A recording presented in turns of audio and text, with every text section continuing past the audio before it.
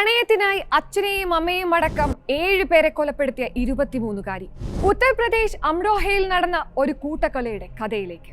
ഷൗക്കത്ത് അലി, ഭാര്യ ഹഷ്മി, മകൻ അനീസ്, അനീസിന്റെ ഭാര്യ അഞ്ചും, ഇവരുടെ 10 മാസം പ്രായമുള്ള കുഞ്ഞ് അർഷ്, ഇളയ മകനായ റാഷിദ്, മറ്റൊരു ബന്ധുവായ 14കാരി റാബിയ എന്നിവരാണ് കൊല്ലപ്പെട്ടത്. ഷബ്നം അലി മാത്രമായിരുന്നു ആ ദിവസം ജീവനോട് അവശേഷിച്ചത്.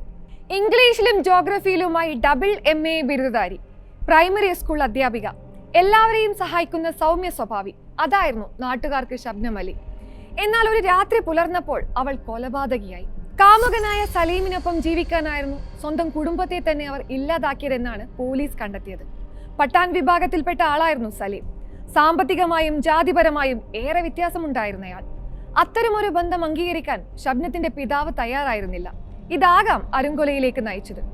ഏപ്രിൽ 14 രാത്രിയാണ് കൊലപാതകങ്ങൾ നടന്നത്. കുടുംബത്തിന് ഷബ്നം ഭക്ഷണത്തിൽ മയക്കുമരുന്ന് കലർത്തി നൽകി. മയങ്ങി എന്നുറപ്പായപ്പോൾ സലീമിന്റെ സഹായത്തോടെ കഴുത്ത് വെട്ടിക്കൊന്നു എന്നാണ് അന്വേഷണ റിപ്പോർട്ട്. ഒടുവിൽ കൃത്യം നടന്ന് 5 ദിവസം കഴിഞ്ഞപ്പോൾ ഷബ്നവും സലീമും അറസ്റ്റിലായി. പ്രതികളുടെ വാദങ്ങളെല്ലാം തള്ളിയ UP അംറോഹ സെഷൻസ് കോടതി 2010 ഇരുവർക്കും വധശിക്ഷ വിധിച്ചു. വധശിക്ഷ ഉത്തരവ് നടപ്പായാൽ സ്വതന്ത്ര ഇന്ത്യയിൽ തൂക്കിലേറ്റപ്പെടുന്ന ആദ്യ വനിതയാകും ഷബ്നം.